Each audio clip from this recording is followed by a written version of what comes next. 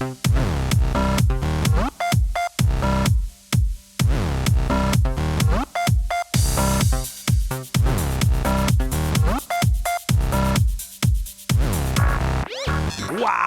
we are just having so much fun here on set today. It is amazing. It's almost like I'm playing with the Wowie Revs all day, but I'm not because I have to, because I want to, but I'm not, but I feel like I'm just playing all day. It's just fun. This is fun. You're the Terrifics. You make BeTerrific special. We're here at New York Comic Con. This dude's wearing a Ranger jersey. I love your cosplay, Ryan McDonough. I love it. Let's go Rangers. Let's go Rangers. And we got Chris Kreider right there, too. Thank you, guys. I love that. Oh, wow. It's like being at Madison Square Garden, the world's most famous arena. All right. You're the Terrifics. I'm Michael Artsis. This is BeTerrific. Thank you so much for joining us. Your live continuing coverage of New York Comic Con. The best cosplay costume of the whole time, obviously, the New York Rangers outfit. Definitely. Halloween's another couple weeks away. These people are made up so beautifully. You guys are part of Penguin Random House, and you guys are amazing. You're really, really talented people. You're fun people. We've been having a lot of fun on set. You've been singing to me. I mean, I've never been serenaded. To us. Yes, I was. Because I'm doing it all for Diana. That's Diana, and you're Ann. Hi.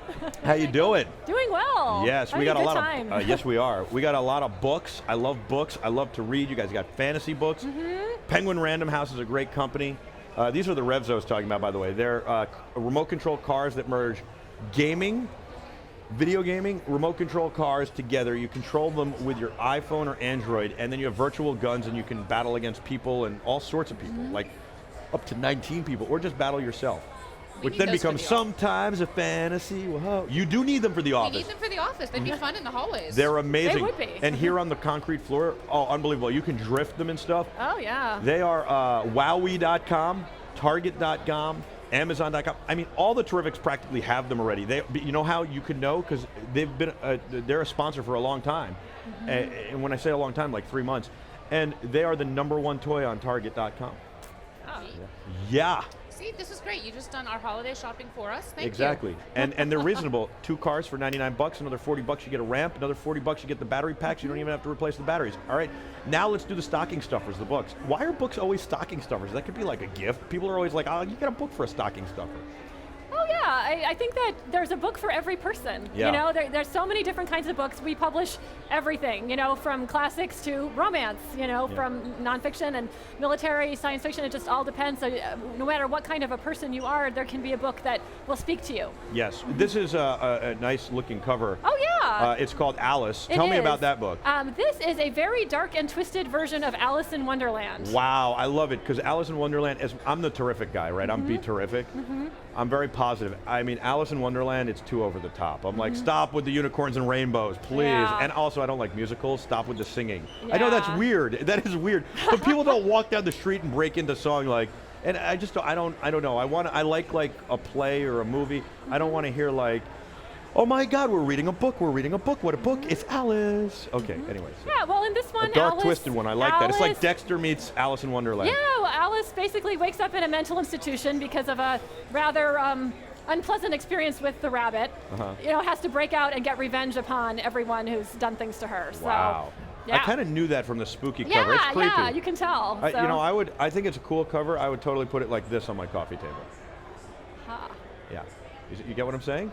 It's a little too. It's a little, wake you up. It's a little too creepy. Aha. But I love it. I was attracted to it. It would have made me buy it, or at least read the jacket. Gotten your attention. Yeah. By the way, I do buy books for their covers.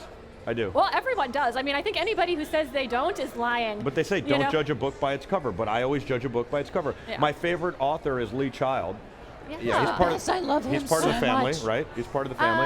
Yeah, I think we published him at, yeah. I know the deal. He's part of the family, and I've been lucky enough to interview him, and I took his first book without fail. It's not his first book, the first book I bought from him, because I liked the cover. Yeah, I hadn't read in 10 years. Yeah, in fact, I really didn't even know what it was like to pick up a book. Yeah. And then you realized, and then you were hooked. I walked into a Borders, and I read like all of them. Every one. I've read every Lee Child book. My dad is a scientist, and he doesn't read for fun. And I gave him the Lee Childs, and he's like, I don't want to read this. Yeah. And I'm like, Dad, read this. And then he emailed me, he's like, so I've read all 4 Lee Childs in a week. And I you're was like, aha, my plan worked. And So you're he like- does it. Lee Child works for everybody. you're like, Dad, there are 14 of them. Yeah. Yep. It's right. You bang through them. They're amazing. All right, so then we've got Dark Ghost. Oh yeah, so this is for the romance fans out there. Yeah. Christine Feehan, I think, has been called at times the queen of paranormal romance. Were you on the photo shoot for that cover? I would think you'd want to be. Oh yeah, this is how you can always tell a romance is because there is a sexy shirtless man on the cover. So this is about the Carpathians, who are vampires, and they are fated to become evil unless they find their mate.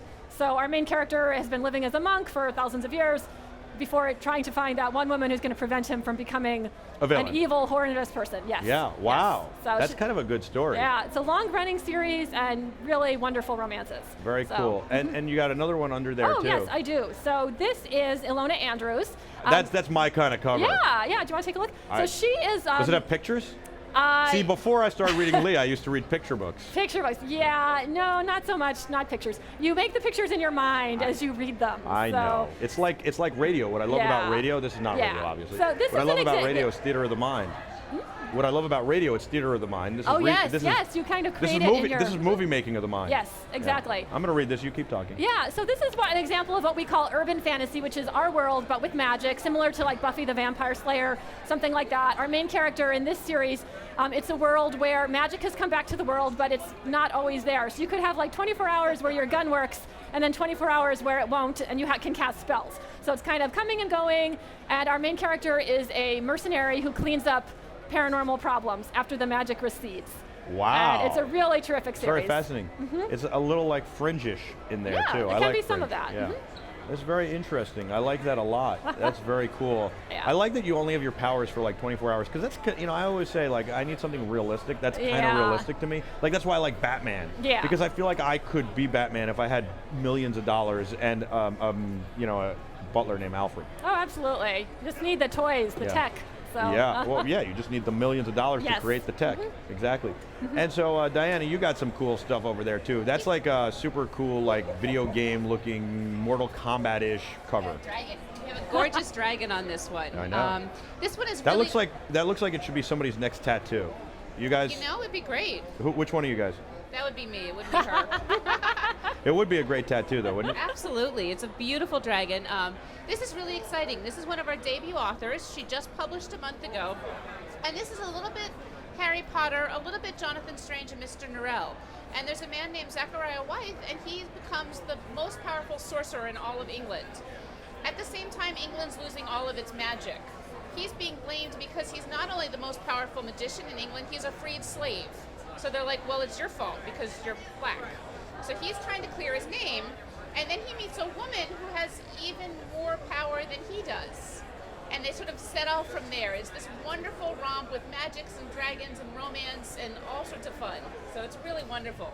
Absolutely. Awesome. Thank you very much. That's cool. That sounds like a good one. I think it's interesting because I like how it touches on race, and I hate how it touches on race, because I hate that we are racist, but we are. Like, I'm not saying I am or you are. I'm saying as a people, that's how it is.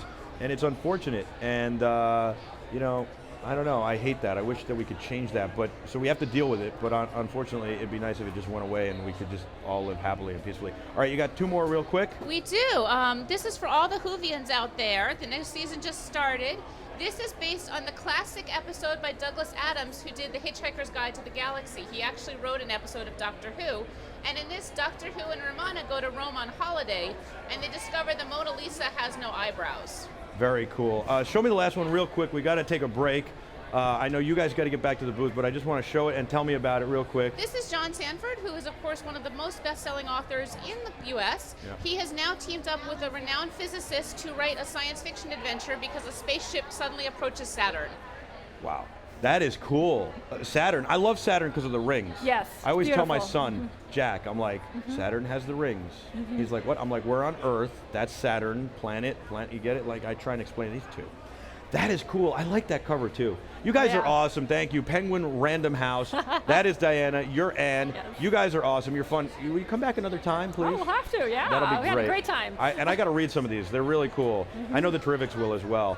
You guys are awesome. And what's the site? Can they go to penguinrandomhouse.com? PenguinRandomHouse.com, yes. There you go, penguinrandomhouse.com. Not only find out about these books, but all of them. We'll be back with more. You know what? I got a really special guest for you coming up next. Todd McFarlane is here. Oh my God, yes. That's a surprise. We didn't tell you. We didn't plug it all day. We just wanted to surprise you. Just stay with us. We'll be right back right after this. You are the Terrifics. You make BeTerrific special. Don't go anywhere.